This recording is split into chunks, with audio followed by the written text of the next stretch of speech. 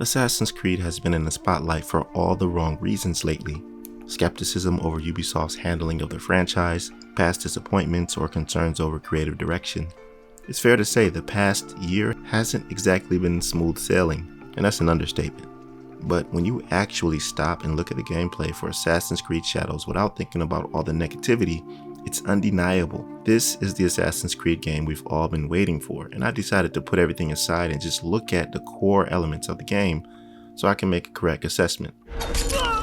So I watched that Ubisoft full gameplay walkthrough as he explained everything that was happening, and I have to say I am impressed. They've gone all in on historical immersion, bringing feudal Japan to life with a way we've never seen before in this franchise. The full Japanese voiceover option in immersive mode, which instantly added a layer of authenticity. Something we've all been asking for and they finally delivered. No awkwardly forced English accents, just raw, period accurate storytelling. Here's one of the biggest standouts I noticed. The enemy variety. They showcased something called a Samurai Daishō, an elite warrior class that embodies discipline, swordsmanship, and status. That's not the only elite enemy I've noticed. There was this bald-headed warrior.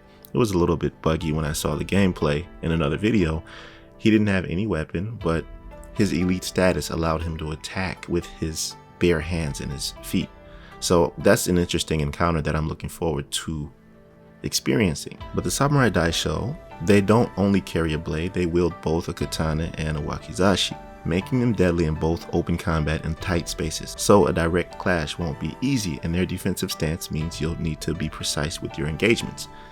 Like I noticed also, when you're in observe mode, you can look at their armor and you'll notice what gear and weapons you have on and how it affects that armor. So when this Samurai Daishō walked up to another enemy NPC to engage in a conversation, it gave an opportunity to perform a double aerial stealth kill with Naoe. But if you do that, it won't completely kill the Samurai Daishō. So Naoe went into her inventory and swapped weapons to something else that would do the job. So this told me that builds are significant in here, and taking them down isn't only about brute force, it's tactical. The weapon switching mechanic was very cool. Another major addition was the Eagle Vision, which is back. Not as overpowered as it was in previous titles, but it's not simply a highlight mechanic anymore. It actually plays into strategic engagements. Yes, you're seeing enemies, but you're planning your approach, choosing the best way to attack or evade based on real-time information. And just when I thought variety couldn't get any better, they switched over to Yasuke's gameplay, which I'm interested in the most. Yes, I love stealth, but I also love the brute force element of his gameplay style, and it's more of my cup of tea, to be honest.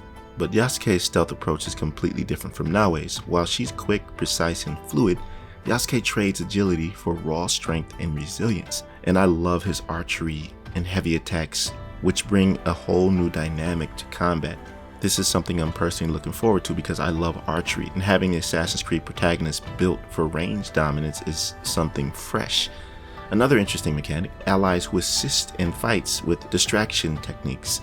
The NPCs can throw poison bombs or set off explosions, which we saw in Naoe's gameplay. This adds a layer of unpredictability to your engagements. And when watching Yasuke's gameplay, he did something really cool. He disabled alarm bells before a big fight, which was significant because his stealth is not really that good, so he had to do something to make his engagement more manageable. This completely changed the pacing of the encounter. Instead of getting overwhelmed by reinforcements, you can strategically weaken enemy defenses before going in.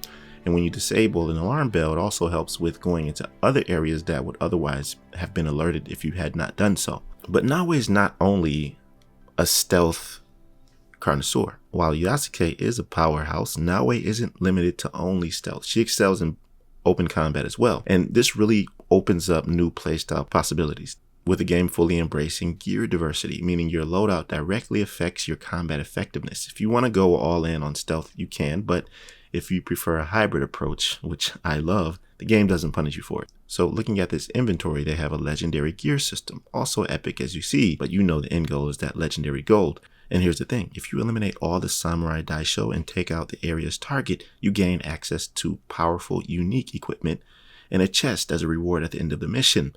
This gives real incentive to hunt down the strongest enemies, not just for the story, but for better loot and progression.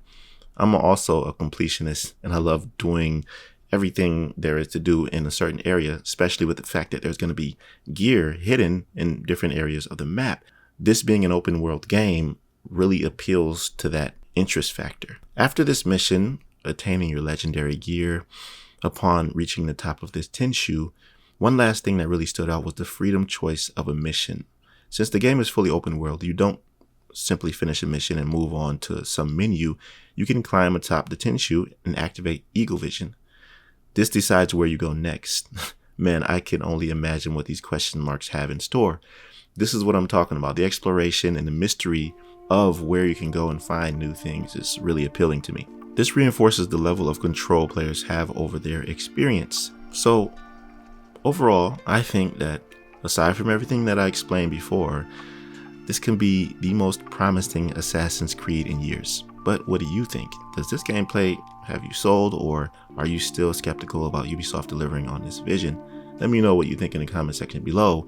That'll do it for this one, and I appreciate you listening to my assessment until the end. Make sure you like the video if you enjoyed it, and don't hesitate to subscribe to my channel if you're new here. I'll see you in the next one. Be right out.